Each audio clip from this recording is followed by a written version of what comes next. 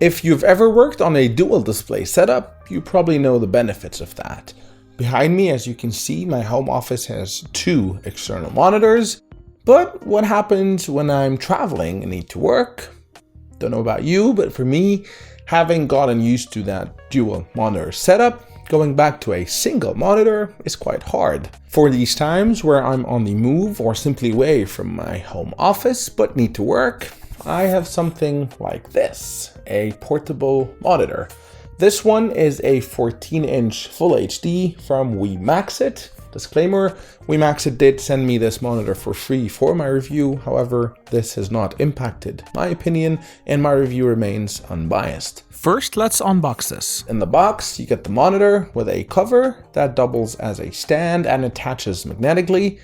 You get a screen protector.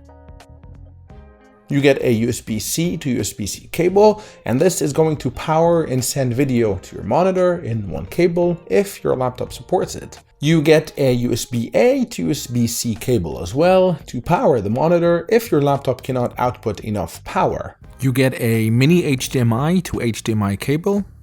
You get a wipe and a power adapter, again if your laptop cannot provide enough power to power the monitor, and the user manual.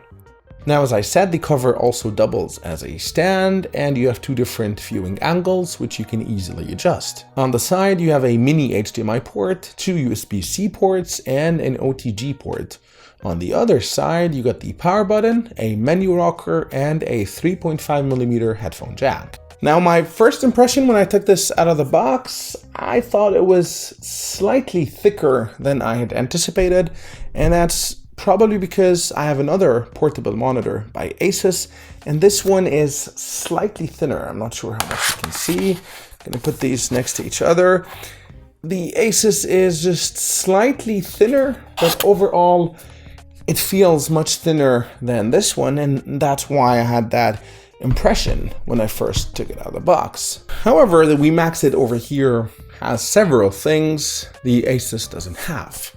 First difference is in terms of inputs. This has 2 USB-C ports, and as I said, if your laptop supports it, one single USB-C connection or cable from your laptop will carry both power and video.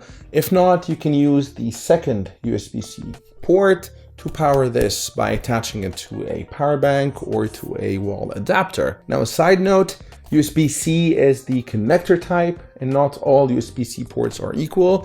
So check what your laptop has. If you're on a Windows, check to see if it has the Thunderbolt logo or the DisplayPort logo. If it does, it will carry video. If it has the SuperSpeed logo, then it will not transfer video. On Mac, generally anything after 2015 should have Thunderbolt, but again, verify with your specific laptop model. Now, in addition to these 2 USB-C ports, there is this thing over here, which is a mini HDMI port.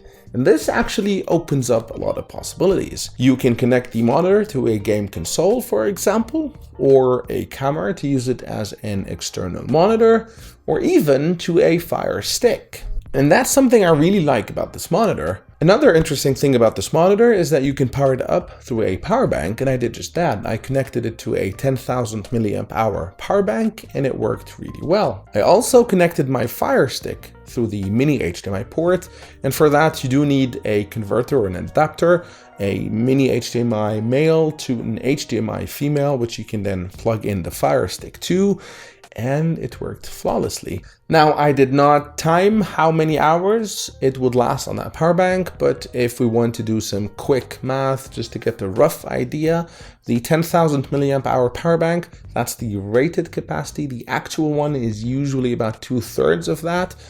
For many reasons, I'm not going to go into the technicality of that, but normally the power banks are rated at 3.7 volts. However, when you're using them at 5 volts. So if you do the conversion and also factor in the power loss along the way, you usually arrive at an actual capacity of 2/3 the rated capacity. So the 10,000 milliamp hour power bank would have an actual capacity of about 7,000 milliamp hour. So I also checked how much power the monitor is drawing from the power bank, and it was about 1 amp. So if we do quick math, 7,000 milliamp hour assumed real capacity, it's drawing 1 amp or 1,000 milliamps. That gives you about 7 hours of runtime on the power bank. I also plugged in the Fire Stick that was drawing about 0.5 amps.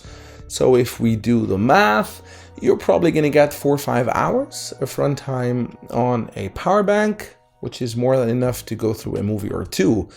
Now, again, this is very rough calculations. I'm not saying it will last you 4 or 5 hours.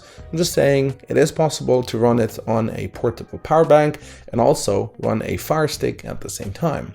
Now, if you were to watch movies, you do need speakers, and that's another thing this monitor has, which my other Asus monitor does not.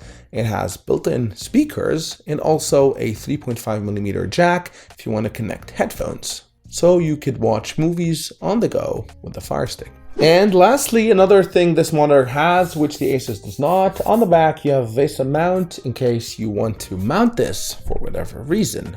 This monitor also supports flip function, so you can even use it with a teleprompter by flipping the image. Now, as I said, the monitor also comes with a cover that attaches magnetically, as you can see, and it closes to protect it from both front and back.